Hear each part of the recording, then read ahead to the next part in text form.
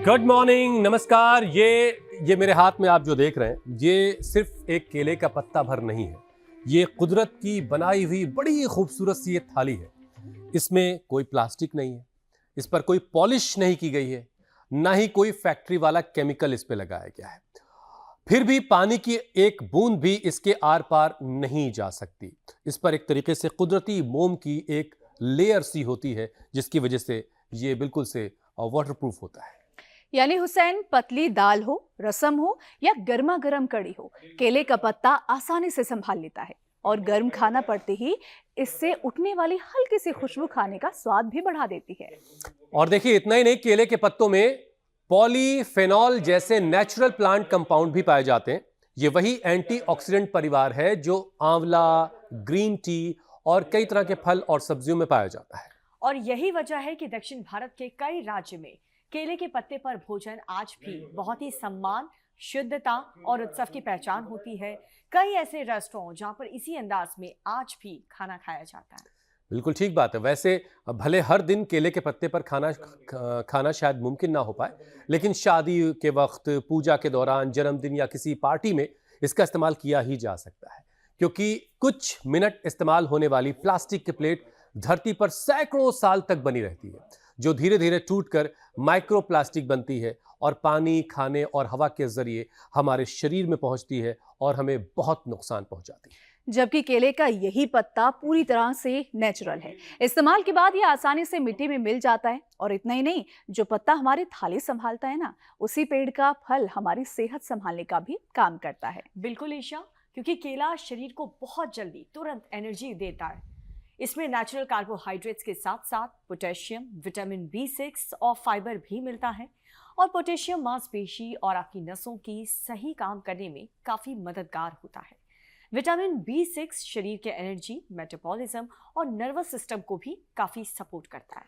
और केले में मौजूद फाइबर पेट को देर तक भरा रखने में भी मदद करता है। कहने का मतलब यह है कि केला सिर्फ एक फल भर नहीं है, पूरा पेड़ ही कुदरत की नेमत की तरह से है। फल शरीर को ताकत देता है, पत्ता भोजन को शुद्ध, खूबसूरत और पर्यावरण के अनुकूल बनाता है। तभी तो इसे पूजा में भी रखा जाता है। सच तो देखिए ये है कि हमारे पुरखों की थाली साधारण सी आपको जरूर लगती थी, लेकिन उनकी सोच बहुत आगे की थी। क्योंकि स्वामी जी अब हमारे साथ जुड़ रहे हैं। आजकल जो जमाना है वो बैक टू बेसिक्स का है, इसीलिए स्वामी जी हम ये पत्ता भी आज ले आए हैं लोगों को दिखाने के लिए कि ये जो थाली है ना, कुदरत की बनाई हुई, इसका कोई मोल है नहीं। प्रणाम स्वामी जी, स्वागत है आपका। प्रणाम स्वामी जी। एकदम आपने ठीक कहा मेरे भाई हुसैन जी, ईशा जी, दीपिका जी, आपको प्रणाम। और देखो, पूर्वजों की विरासत और विज्ञान के साथ उसको जोड़ करके जिस साइंटिफिक टेम्परामेंट के साथ आप हर दिन योग, आयुर्वेद, नेचुरोपैथी और उससे कैसे अपने लाइफस्टाइल डिजीज को, क्रोनिक इनक्योरेबल डिजीज तक को हम रिवर्स कर सकते हैं, ये सारा का सारा विषय हम रखते हैं। और आज भी यहाँ एक तरफ हमारे एक्यूपंक्चर सैकड़ों सुई चुभो देते हैं शरीर में, देखने में बड़ा विचित्र लगता है। जैसे भीष्म पितामह सरसैया पर पड़े थे ना हमारे विवेक जी, गौरव जी, सागर जी, ये, और इधर ये लंबे लंबे श्वासों के साथ योगाभ्यास भी चल रहा है। और अपने शरीर को, अपनी इंद्रियों को, अपने मन को कैसे संतुलित रखना, कैसे उसको बैलेंस रखना, कैसे उसका परिष्कार करना है, ये भी हम सब रोज सिखाते हैं, बताते हैं। बहुत हमारे साथ साथ 25-50-100 बार से नमस्कार भी करते हैं। तो नस नाड़ियों से लेकर के पूरे शरीर को पावर योग से पहले हम एकदम परफेक्ट करते हैं, फिट करते हैं। और फिर मैंने कहा, विज्ञान और विरासत को, दृष्टि और दक्षता को, अभ्युदय और निश्चय को, संस्कृति और समृद्धि को, हेल्थ को, वेल्थ को एक साथ लेकर के व्यवहारिक, भौतिक और पारमार्थिक तत्वों की, सत्यों की सिद्धि का एक क्रम है। तो सूर्य नमस्कार करें, थोड़ा योगिक जोगिंग कर लें, थोड़ा सा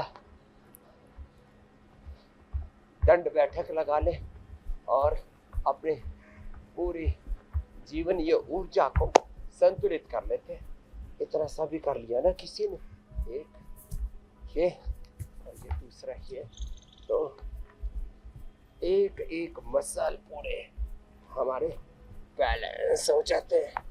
2 बार से शुरू करके धीरे धीरे स्वामी जी वो सारी विद्या जो हमारे और पुरखों ने जैसे हमें बताई जैसे थी, बीच में बढ़ते कहीं गुम सी चले हो गई जाएंगे। थी, वो सारी चीज़ें आप एक बार फिर से लोगों की ज़िंदगी में शामिल करवा रहे हैं, ये वाकई कमाल है। और आपका जो योगदान है लोगों की ज़िंदगी में वो अतुलनीय है। स्वामी जी वैसी एक बात जो आज हमने शामिल की कि हमारे बड़े बुजुर्ग जो थे वो केले के पत्ते का इस्तेमाल एक नेचुरल प्लेट के तौर पर करते रहे। अब इसमें पॉलीफेनॉल होता है जो एक तरह का प्लांट कंपाउंड है, और ये प्लास्टिक प्लेट की तरह सदियों तक कचरे की तरह से भी नहीं पड़ा रहता। तो स्वामी जी क्या केले के पत्ते पर खाना खाने की जो परंपरा है वो सेहत और कुदरत दोनों के लिहाज से क्या वापस अपनाई जा सकती है, और प्रैक्टिकल ये क्या वाकई फिजिबल और प्रैक्टिकल है? और दूसरी चीज़ ये कि शरीर को ज़रा एक्टिव करने के लिए शुरुआत में कौन सी हल्की देखो, दक्षिण जॉगिंग भारत और में तो स्ट्रेचिंग कर ली जाए जिससे ज़रा पहले ऐसा- बॉडी खुल जाए, उसके बाद फिर आपके साथ पावर योगा किया जाए? हाँ, एक एक राज खोलेंगे फिर पूरे।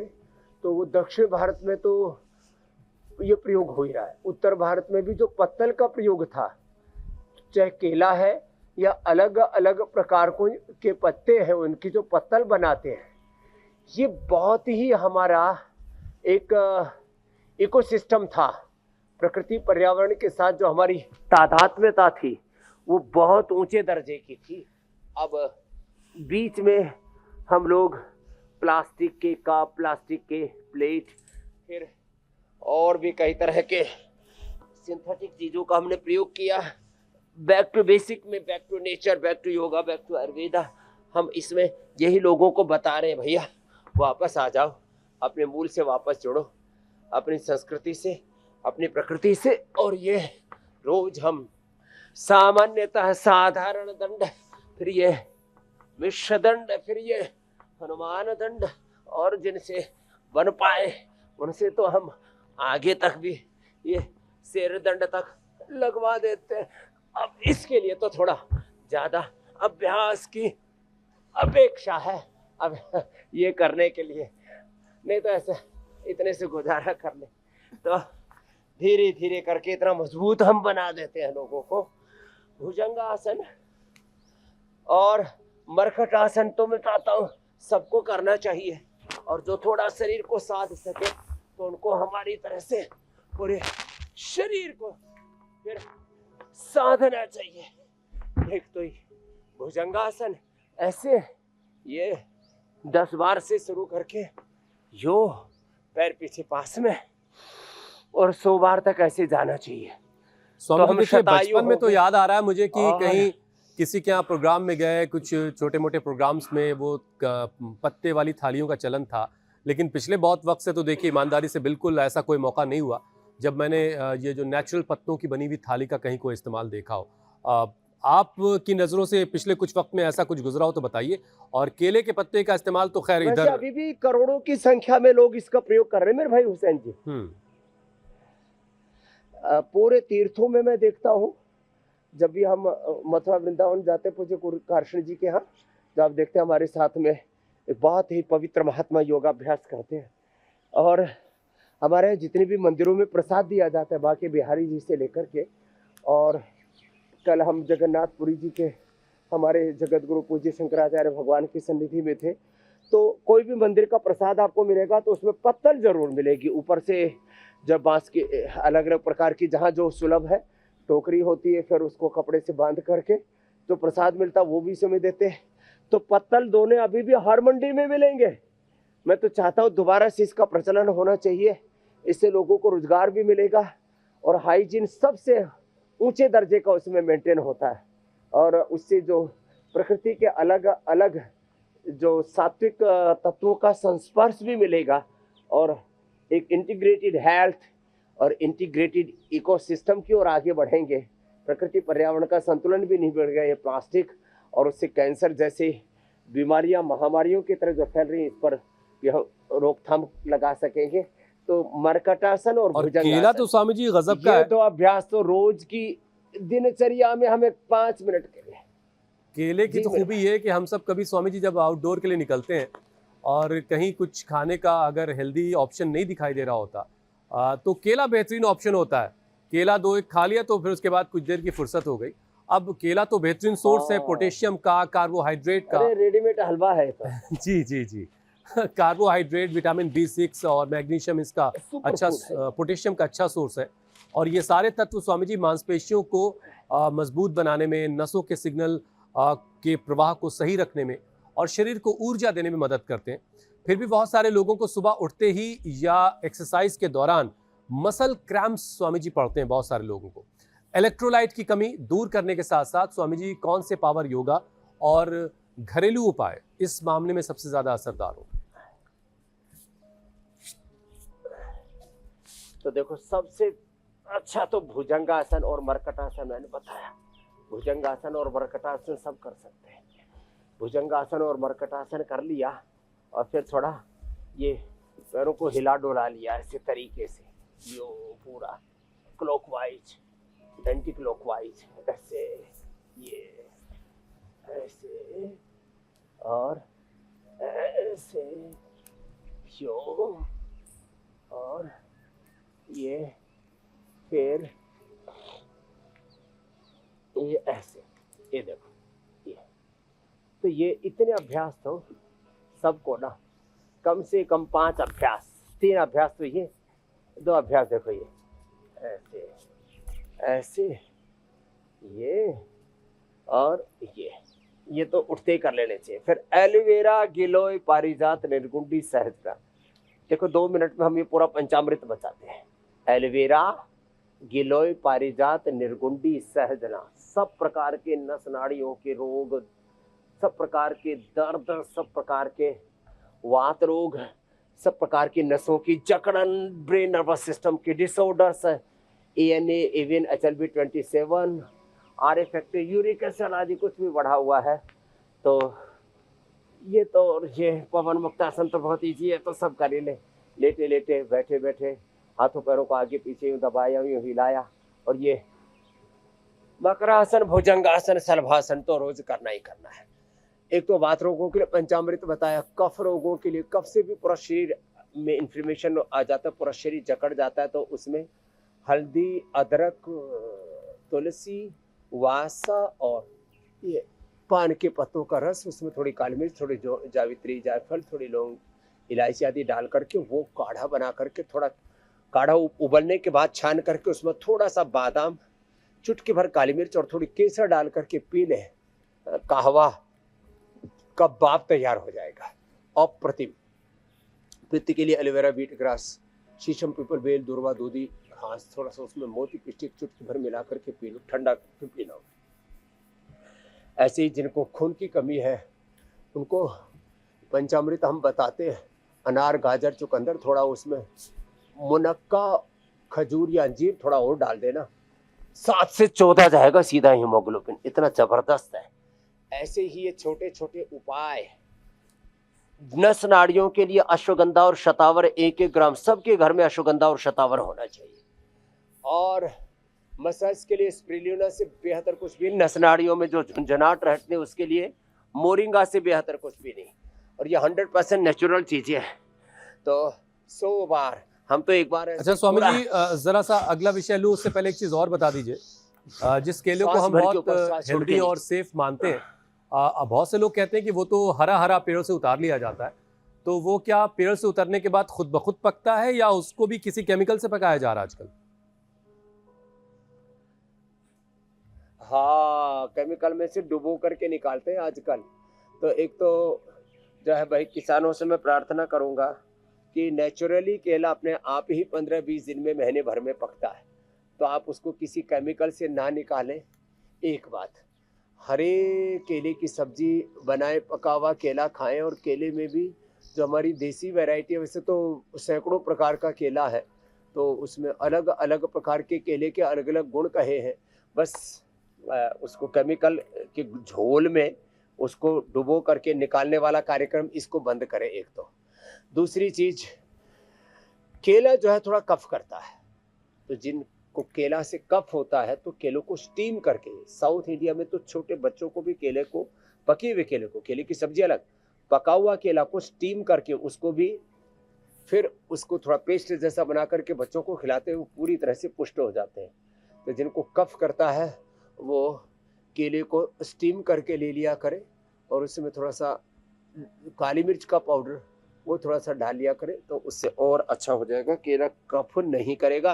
कोशिश करें सुबह और दोपहर को ही केला खाए, रात को केला ना खाए तो अच्छा रहेगा। बस इतनी सी बात है। बाकी सब जगह ये जो सिंथेटिक चीज़ें हैं इन और आमों को पकाने के लिए, केलों को पकाने के लिए जितने भी केमिकल यूज कर रहे हैं, फिर केमिकल वाले hair care, dental care, skin care, chemical वाले ही ऑयल, रिफाइंड ऑयल जिसको बोलते हैं, और तमाम तरह की सिंथेटिक चीज़ें, सिंथेटिक दीवारें, सिंथेटिक कपड़े, जूते, चप्पल, सब जितना इनका बहिष्कार करें, सिंथेटिक दवा और synthetic vitamin, vitamin D, B12 कैसे मुश्किल ये है स्वामी जी कि हम सब इन सारी चीजों से इतना घिर चुके हैं अच्छे रहेंगे कि अगर कितना बहिष्कार होगा और सब जब सारा केला ही केमिकल में डूब के आ रहा है तो फिर या तो केला ही खाना छोड़ देगा आदमी। हालांकि इस बीच किसी की अगर नज़र उस वाले केले पर पड़ जाती है जिसमें बीज होता है तो लोग हैरत में पड़ जाते हैं। आसाम वगैरह की तरफ उस तरह के केले होते हैं जिसमें अंदर बीज भी होता है। बहरहाल स्वामी जी देखिए, स्ट्रेस जब होता है बहुत सारे लोगों को, तनाव के वक्त लोग अनजाने में दांत भींच रहे होते हैं और जबड़ा कड़ा रखते हैं और माथे की जो मांसपेशियां है लगातार उस पर बल पड़ते हैं, जिसे कहते हैं माथे पे बल पड़ना, सिलवट पड़ना। अब इससे क्या है, सिर दर्द, जबड़े में दर्द और चेहरे की नसों में खिंचाव होने लगता है। स्वामी जी, फेस मसल्स, जबड़े और सिर की नसों को रिलैक्स करने के लिए कौन से अभ्यास स्वामी जी ज्यादा किए जा सकते हैं? भुजंगासन, मरकटासन के अलावा एक तो ये उष्ट्रासन किया करें और तो मैम जो बताएंगे।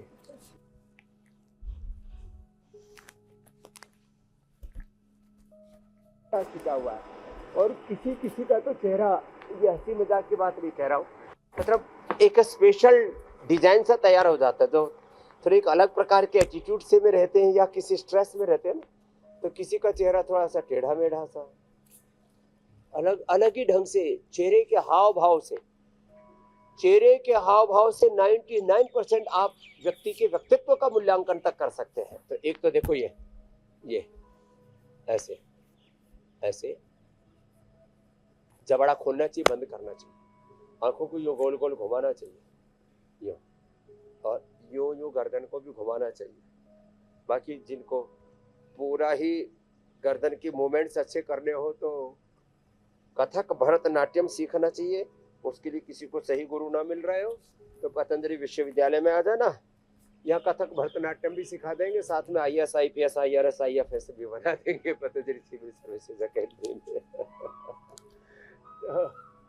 अब जीवन एक संगीत है तो हमारी मुरली बजने लगी। हमारे कपिल बड़ी अच्छी बांसुरी बजाता है, तो बांसुरी बजाने का जो अभ्यास करते हैं ना, उनके चेहरे बड़े खिले खिले से रहते हैं। बांसुरी बजाओ, पियानो बजाओ, बहुत अच्छे जो म्यूजिकल जो इंस्ट्रूमेंट्स होते हैं ना, और जो भजन है, ओहो, हमारे यहाँ तो साधु का सबसे बड़ा गुणी माना जाता। गावई सुनई सदा हरि लीला हेतु रहित परहित रत शीला, पूज्यपाद गोस्वामी तुलसीदास महाराज जी ने कहा।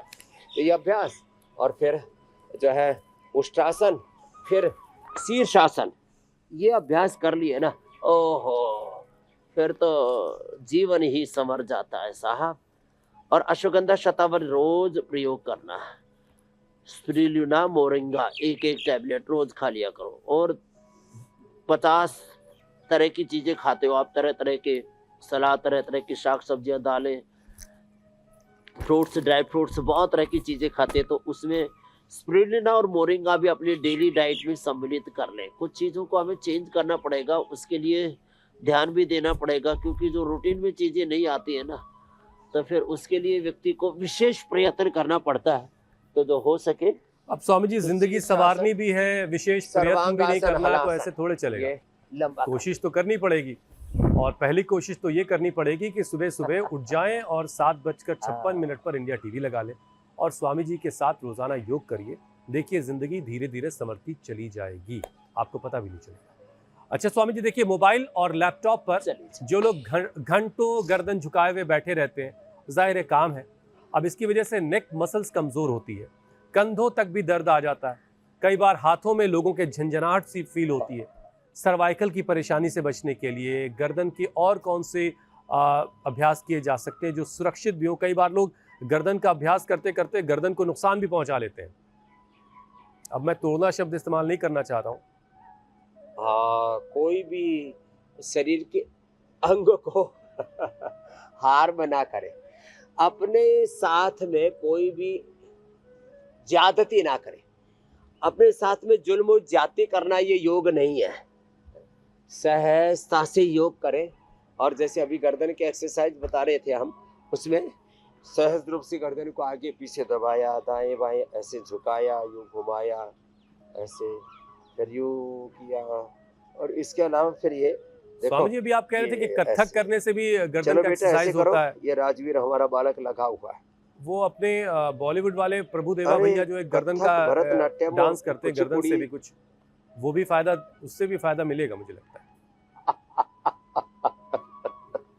हाँ, एक्सरसाइज तो डांस। अच्छी है। बाकी जो हमारे ट्रेडिशनल बीजी का है, ट्रेडिशनल डांस है, गतिविधि किसी भी प्रकार की अच्छी है। अब उसमें भी सात्विक, रासिक, तामसिक 3 तरह की गतिविधियां होती हैं। आंखों के इशारे अच्छे भी होते हैं। गोपियों के कृष्ण के लिए, कृष्ण के लिए के गोपियों के लिए, भक्त के भगवान के लिए। हमारे यहाँ पर जो है, जो अभिनय है ना, उसको भी सात्विकता में ढाला गया है। तो बस सत्व में सब कुछ ढला रहे, फिर तो जिंदगी बहुत अच्छी रहेगी। बाकी तो उल्टा पुल्टा तो बहुत कुछ चल ही रहा है। तो ये गोमुखासन बड़ा अप्रतिम है। तो मकरासन, भुजंगासन, उष्ट्रासन और गोमुखासन, स्कंध संचालन, ये 4-5 अभ्यास भी कर लिए ना, तो 100 साल तक गर्दन एकदम टनाटन रहेगी, जिंदगी धनाधन। बहुत अच्छे से जीवन के पथ पर आगे बढ़ेंगे। जितने भी पथ में बाधाएं हैं, कंटकाकीर्ण है जीवन की राह, तो we are facing the different problems, crisis and challenges in our life. Yog is the solution. इसलिए जीवन की राह पर बहुत कुछ है उलट पुलट। हाँ, खाने में गेहूं चावल अपवाद रूप में खाया करें, मिलेट्स का सेवन किया करें। मिला जुला आटा, मिली जुली दालें, मिक्स दाल, मिक्स आटा, तेल भी एक जैसे नहीं। एक दिन तिल का तेल खाने में प्रयोग करो, सरसों का तेल, नारियल का तेल और मूंगफली का तेल, जितने भी नेचुरल ऑयल्स हैं, इधर अब गति होनी चाहिए। मैं पिछले 5 सालों से जागृति चला रहा था बड़े रूप में। रिफाइंड ऑयल का बहिष्कार करो, नेचुरल ऑयल, उससे हमारे मसल्स, हमारी स्किन और पूरी बॉडी के एनर्जी का अलाइनमेंट बहुत अच्छे से हो जाता है। तो थोड़े थोड़े चेंज करें अपनी जिंदगी में ना। अश्वगंधा शतावर का स्वामी जी आप कह रहे हैं गेहूं तो चावल को बहुत ही अपवाद के तौर अप्रतिम पर है। इस्तेमाल करें, और ये न्यूट्रेला जबकि- सोया चंक्स, जबकि सोसाइटी में स्वामी जी सब गेहूं चावल के पीछे हाथ धो के पड़े हुए हैं। सुबह से रात तक बस गेहूं चावल ही चलता रहता है। अब इसे अपवाद कैसे किया जाए? ब्रेकफास्ट, लंच, डिनर में वही सब घोटाला चल रहा है और इसीलिए लोग मोटे हो रहे हैं। बीपी शुगर भी थोक में बढ़ रहा है। मोटापा, BP sugar, liver, kidney problem, SLEMS, autoimmune disease, cancer जैसे रोग घर घर में क्यों हो रहे हैं? इसीलिए तो हो रहे हैं। लोग खा रहे हैं लेकिन खाना नहीं आता।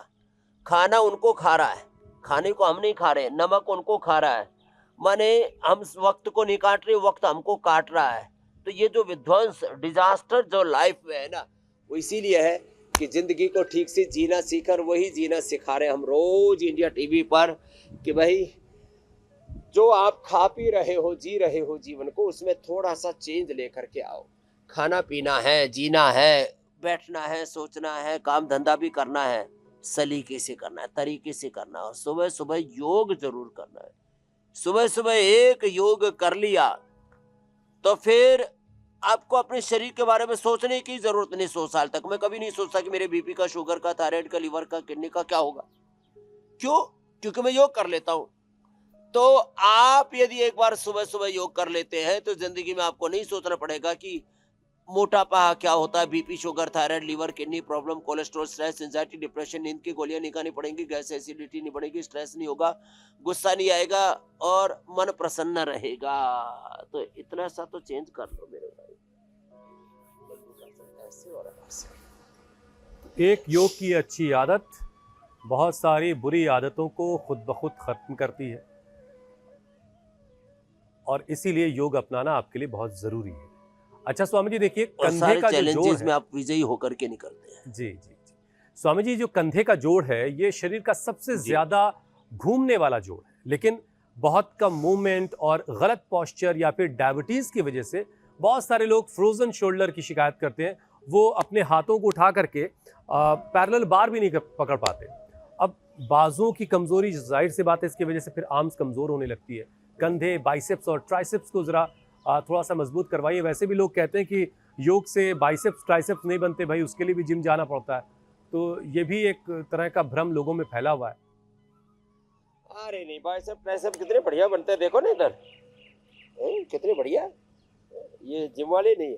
तो एक तो मंडूकासन, योग मुद्रासन, चलो पवन मुक्तासन करो बेटा राजवीर, ये तो जोर से लगा हुआ है। तो एक तो ये कर लिया करे 10 बार, ऐसे ऐसे, फिर एक ये ऐसे, फिर ये पूरा नीचे, पूरा ऊपर। एक बेटा भी मैं गुड़गांव में था, रोहन, आ तो गया, बोला बाबा जी आपको चैलेंज देना है। अब हमसे 3 गुनी कम उम्र का था, लेकिन बेचारे की टाइट फिस हो गई। इनका बेटे बाइसेप ट्राइसेप, सॉफ्टवेयर हार्डवेयर सबको मजबूत बनाना है, तो थोड़ा सा दंड बैठक, सूर्य नमस्कार किया करो। और फिर देखो एक ये तो अभ्यास बड़े जबरदस्त है। रोज 10-20 बार ऐसे घुमा लिया करो, और रोज दूध में थोड़ा सा हल्दी शिलाजीत ले लिया करो, या अश्वशिला खा लिया करो।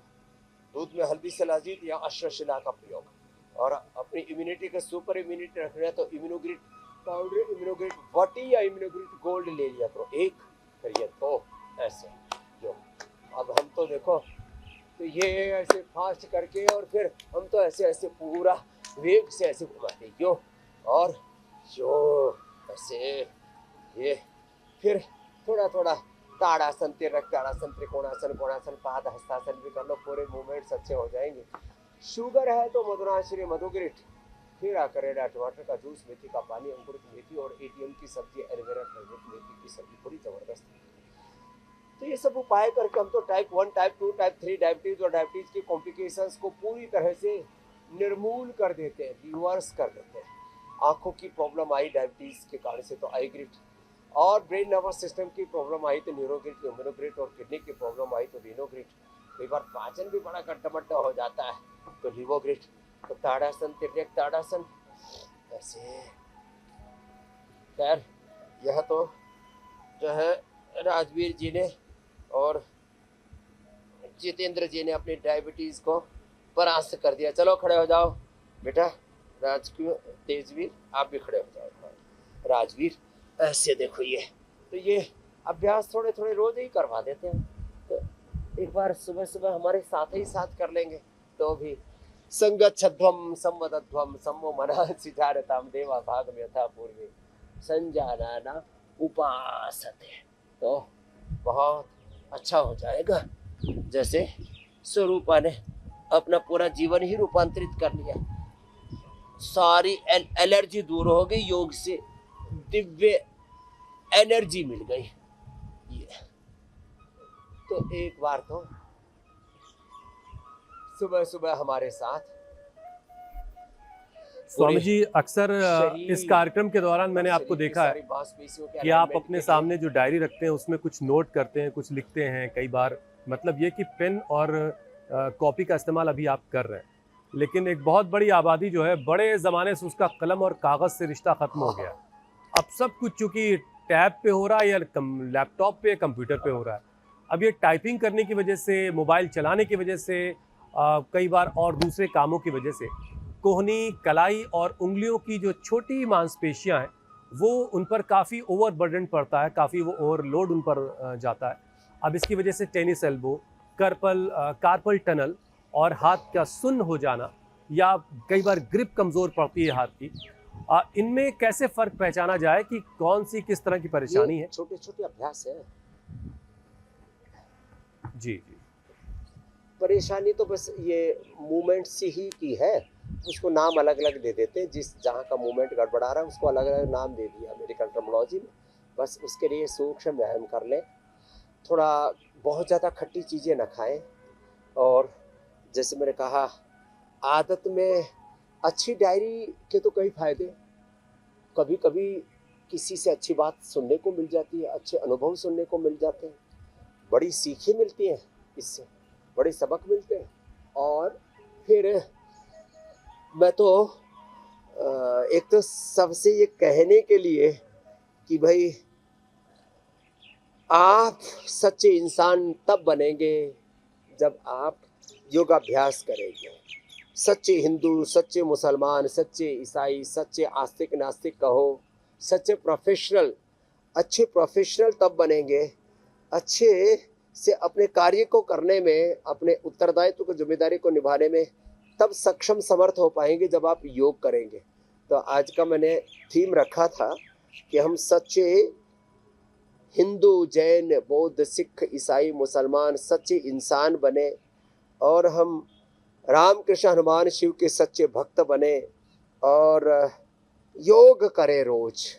और ये अभ्यास जो आपको बता रहे हैं ना, ये अभ्यास कर लिए ना तो सारे मूवमेंट, देखो ये तो अभी ऊपर की मूवमेंट चल रहे थे हमारे, ऐसे ही ये कंधों के, गर्दन के, फिर पैरों के मूवमेंट, रोज थोड़ा सूक्ष्म व्यायाम कर ले ऐसे। और एक बात हमेशा ध्यान रखें, हमें जिंदगी के जिस भी सोपान पर खड़े हो उससे अनंत गुना आगे तक बढ़ना है। सामान्य रूप से खाना पीना जीना, फिर कुछ काम धंधा कर लेना, कुछ थोड़ा बहुत पैसा जमा कर लेना, कुछ जो परिवार बढ़ा लेना, इतना ही जिंदगी का मकसद नहीं है। सामाजिक, आर्थिक, राजनीतिक, धार्मिक, आध्यात्मिक और पारमार्थिक दृष्टि से आप इतना कुछ कर सकते हो। हजारों, लाखों, करोड़ों लोगों के लिए आप एक प्रेरणा पुंज बन सकते हो, एक प्रकाश पुंज बन सकते हो, एक जीवंत लाइव एक्सप्रेशन, लाइव उनके लिए एक मोटिवेशन, उनके लिए एक लाइव इंस्पिरेशन, लाइव उनके लिए आप एक टाइकोन आइकॉन का काम कर सकते हो और इस सच में इस दुनिया को एक सही दिशा दे सकते हो। तो सबको ऐसे गतिशील, विवेकशील, प्रगतिशील रहना चाहिए। पता नहीं क्यों लोग प्रमाद में पड़े हुए हैं। हाँ, प्रमाद तो जीते जी मौत। स्वामी जी देखिए, अनुशासन के बगैर वाली जो जिंदगी है, एक एक सेल में 1-1 लाख से लेकर के 1-1 करोड़ तक गतिविधि हो रही है। जी मेरे भाई, ये जो अनुशासन के बगैर, डिसिप्लिन के बगैर जो लोग जिंदगी जी रहे हैं, उन्होंने अपनी जिंदगी का बेड़ा गर्क कर रखा है। कभी भी सोना, कभी भी उठना, कुछ भी खाना, कैसे भी उठे बैठे में। अब इन सारी चीज़ों की वजह से बहुत मुश्किल हो रही है। मतलब बैठने का सही तरीका लोगों को पता नहीं, सोने का सही तरीका पता नहीं, सांस ले रहे हैं तो वो भी हल्की सी ले रहे हैं, लंग्स भी ठीक से खुल नहीं पा रहे हैं, मांसपेशियां उसकी वजह से सिकुड़ती चली जा रही है, सांस भी ठीक से पीठ के ऊपर का हिस्सा कमजोर हो गया है और डायफ्राम जो है वो पूरी क्षमता से काम ही नहीं कर पा रहा। चेस्ट, रिब्स, सांस से जुड़ी मांसपेशियों को जरा कुछ देखो आप खुलवाइए स्वामी जी। बड़ी महत्वपूर्ण आपने बातें बताई, उनके ऊपर ध्यान दिलाता हूँ जी। ज्यादातर लोगों की सांसें तेज तेज चलती है, सांस में आवाज नहीं आनी चाहिए। पड़ोस में बैठा हुआ मैं देखा, ज्यादातर लोगों की सांस में आवाज आती रहती है। या तो उनकी कफ की प्रकृति है, या तो उनकी वात की प्रकृति है, या तो उनकी सांसें पूरी ठीक से नहीं चल रही, अर्थात रेस्पिरेटरी सिस्टम कॉम्प्रोमाइज है। 2400 किलोमीटर लंबा हमारा रेस्पिरेटरी ट्रैक, उससे जुड़ा हुआ 1 लाख किलोमीटर लंबा सर्कुलेटरी ट्रैक है और 63 अरब किलोमीटर लंबा हमारा डीएनए का ट्रैक, वो गड़बड़ हो जाता है यदि लंबी सांसें नहीं लेते। लंबी सांस लेनी चाहिए, भस्त्रिका, कपालभाति, अनुलोम विलोम तो करना चाहिए, सीधा बैठना चाहिए। बैठना नहीं आता लोगों को, न सांस ठीक से लेनी आती न बैठना आता, सीधे बैठना चाहिए। तो वज्रासन में बैठो, या तो पद्मासन में बैठो ऐसे, या तो फिर सुखासन में बैठो ऐसे, सीधे बैठना चाहिए, यूं नहीं बैठना चाहिए, सीधे लेटना चाहिए, या तो शवासन में लेटो ऐसे, या फिर करवट लेके लेटना है तो ऐसे लेटो। यही 2 तरीके हैं। अब जो ऐसे ऐसे लेटते हैं, ऐसे लेटते हैं, ऐसे लेटते हैं, बहुत तरह से लोग लेटने में गड़बड़ करते हैं, कुछ तो ऐसे लेट करके सोते हैं। ये जो तौर तरीके हैं ये सब गड़बड़ है। सही से उठना, सही, और उठते समय भी ऐसे बहुत से लोग यूं उठते सीधे, ये ऐसे उठते झटका देके, ये गलत। सही से बैठना, सही से उठना, सही से सोना और सही खाना, युक्ताहार विहार से युक्त चेष्टा से कर्म से युक्त स्वप्नावबोध से योगो भवति दुखा। हित भुक ऋत भुक मित भुक होना, एक भुक्तम सादारोग्यम द्विभुक्तम बल वर्धनम, खाने के का जो सीक्वेंस है उसमें पहले अनार और सलाद आदि खाना, चबा चबा करके खाना खाना, खाने के बाद कोई भी आसवरिष्ट या विनेगर आदि का सेवन करना, या छाछ में लवण भास्कर आदि का सेवन करना। वैसे अब बरसात आ गई, अब छाछ का सेवन बंद कर दे भाई। और बहुत ज़्यादा खराब जहाँ मिट्टी और बहुत ज़्यादा पानी बरसता है, जहाँ सूरज निकलता ही नहीं है, लगातार बरस रहा है, वो उस समय शाक खाना भी बंद कर दें। बहुत ज़्यादा जीव जंतु आ जाते हैं सूक्ष्म। तो ऐसी छोटी छोटी बातों का ध्यान रखें।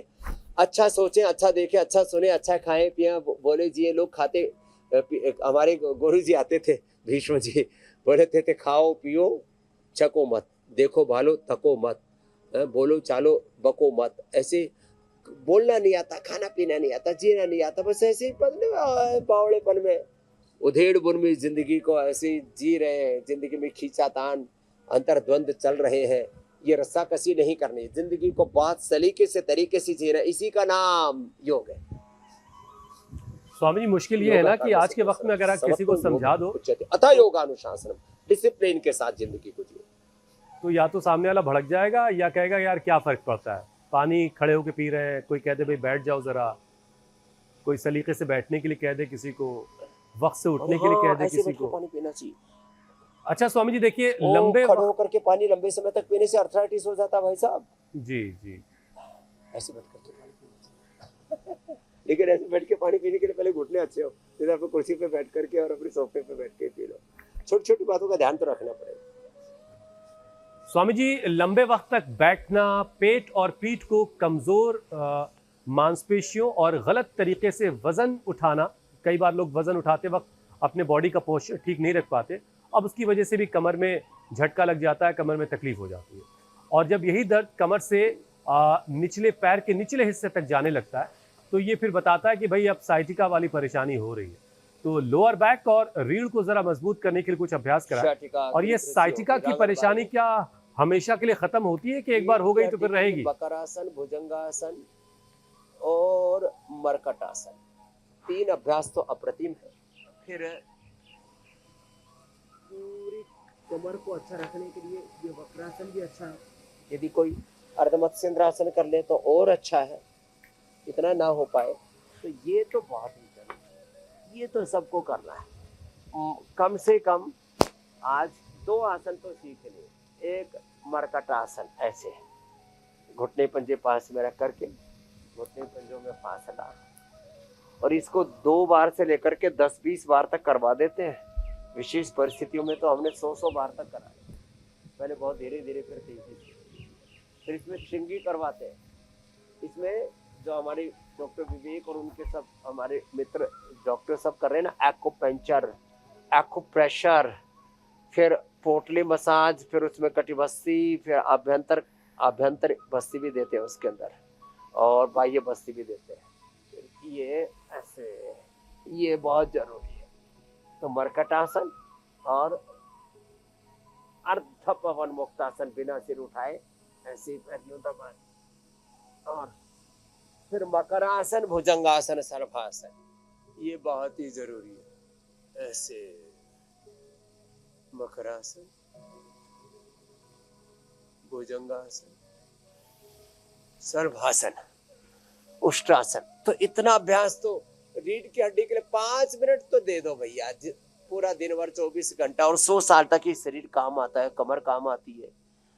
33 के 33 जो आपके वर्टिब्राज हैं ये काम आते हैं। तो 5-5 मिनट अपने शरीर के लिए दे लो। 5 मिनट रीढ़ की हड्डी के लिए, 5 मिनट अपने पेट के लिए, 5 मिनट अपनी आंखों के लिए, दिल दिमाग के लिए। थोड़ा थोड़ा समय दो भाई। ये शरीर 100 साल तक आपका साथ देता है। इंद्रियां, ये मन, ये आत्मा तो युगों युगों से आपको आगे बढ़ा रहा है। इसकी अनदेखी मत करो। अपने शरीर के, अपने इंद्रियों के, अपने आत्मा की, परमात्मा की, उस खुदा अल्लाह अलमाइटी गॉड वाहिगुरु अकाल पुरख की अनदेखी मत करो। ये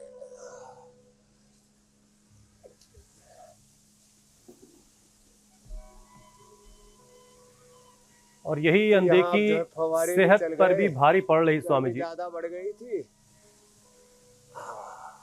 और इसीलिए रोजाना हम लोगों को आगाह करते हैं, जागरूक करते हैं कि भाई अपनी सेहत का ख्याल रखिए। स्वामी जी पेट की जो अंदरूनी कोर मसल्स हैं वो अगर कमज़ोर हों तो फिर उसका असर कमर तक आता है, पॉस्चर बिगड़ जाता है, शरीर का बैलेंस भी इसकी वजह से प्रभावित होता है। तो लंबे वक्त तक निष्क्रिय रहने से यानी इनएक्टिव जिंदगी जीने से, आप अगर कोई अभ्यास नहीं करते, कोई वर्कआउट नहीं करते, इसकी वजह से मांसपेशियां पतली होने लगती हैं, जिसे मसल्स एट्रोफी कहा जाता है। पेट और स्वामी जी कोर को जरा मजबूत करने के लिए कुछ अभ्यास करवा दें। मसल्स एट्रोफी के लिए एक और के लिए एक तो पवन मुक्तासन, एक उत्तान पादासन। इससे पेल्विक हेल्थ, पूरी कॉर मसल्स, इससे सब कुछ अच्छा रहेगा।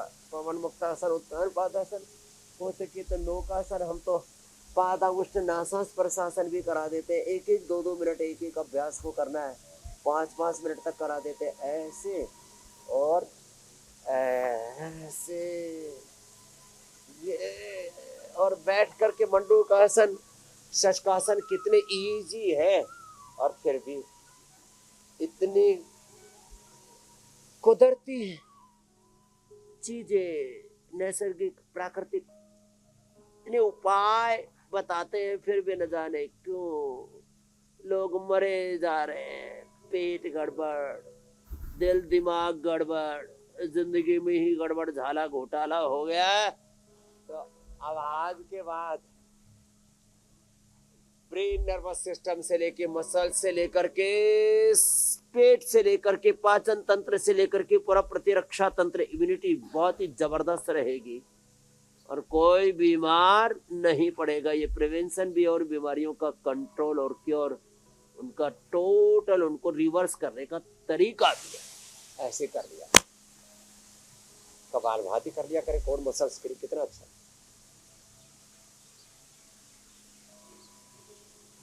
जल्दी से स्वामी जी एक आध सवाल आपसे और पूछ लेते हैं।